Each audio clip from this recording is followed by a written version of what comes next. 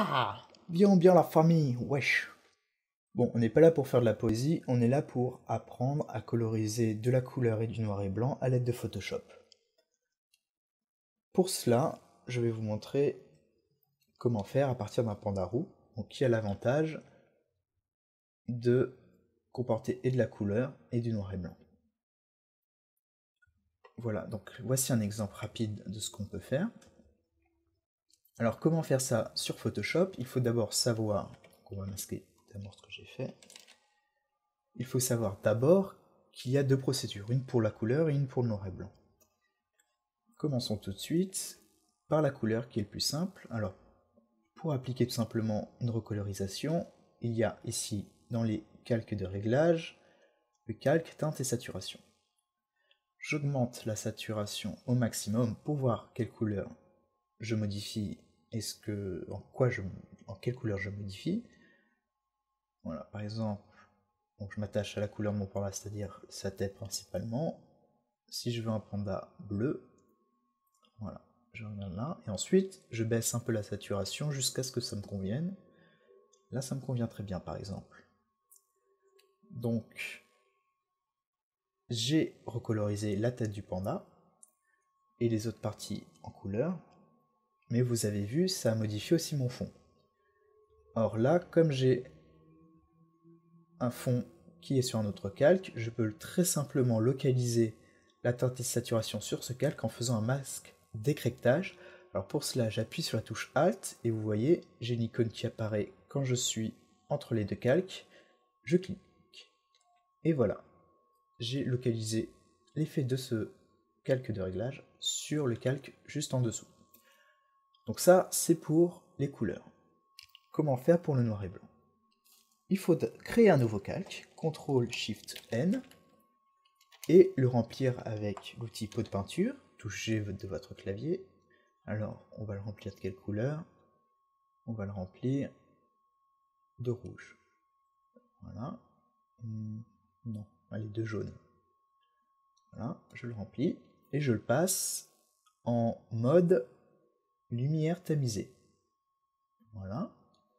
Pareil, je clique ici avec la touche Alt pour passer en masque d'écrêtage et il va s'appliquer à ce qui est en dessous, le panda. Donc là, vous voyez qu'il y a un petit problème, c'est que ça s'est aussi appliqué aux zones de couleur.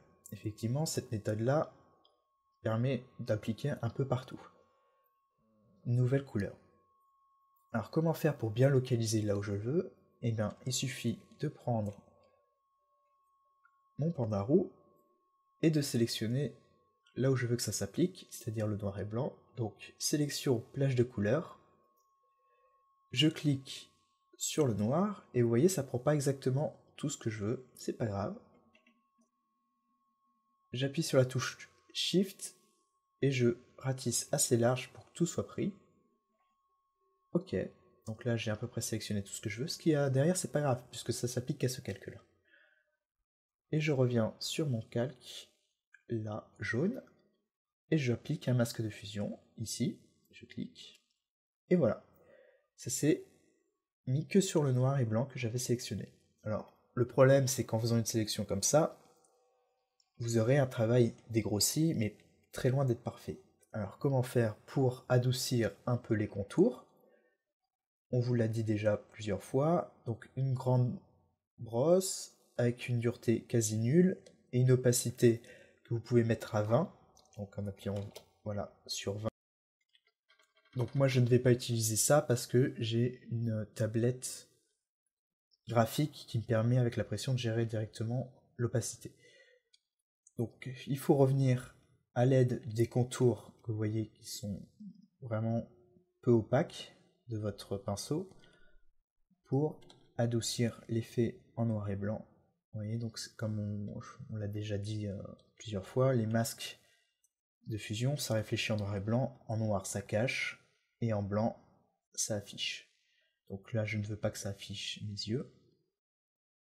Voilà, donc appuyez sur Alt et cliquez pour afficher votre masque de fusion, pour pouvoir travailler dessus ou pas, comme vous voulez. De toute façon, une fois que vous êtes dessus, vous voyez bien ce que ça fait. Voilà, donc là je veux que ça se fasse par exemple. Donc je passe en blanc. Appuyez sur la touche X pour passer du blanc au noir. Et si jamais ça ne marche pas, assurez-vous que vous soyez en noir et blanc. Pour cela, appuyez sur la touche D. Voilà, donc là je fais les transitions un peu plus douces. Vous voyez, déjà c'est un peu plus joli. Ça le fait plus, c'est plus réaliste. Voilà. Voilà, donc là je passe en blanc, etc. Donc vous voyez, il faut affiner comme ça, donc vous le ferez évidemment. Mais ce n'est pas tout. Là, le problème, en fait, avec ce genre de technique, c'est qu'en général, la couleur est un peu vive. Alors, n'hésitez pas à baisser un peu l'opacité pour que ça fasse un peu plus naturel. Voilà. Donc, par exemple, moi, 75% là, ça me convient. Voilà. Donc, je réaffiche. Le problème, c'est que ces deux-là vont interagir. Comment faire pour que mes différentes couleurs n'interagissent pas? Ben, il faut tout simplement exclure les zones où ils s'appliquent les unes des autres. Pour cela, j'ai plus qu'à copier mon masque de fusion sur celui-ci. Alors pour cela, j'appuie sur Alt, je prends mon masque de fusion et je le dépose sur ce calque-là.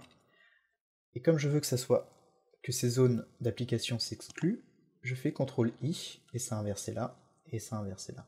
Voilà. Donc là, effectivement, mes couleurs s'appliquent l'une pour les parties couleurs, l'une pour les parties noir et blanc. Et vous pouvez faire du coup plusieurs calques, et pour les couleurs, et pour les noirs et blancs, en utilisant ces techniques.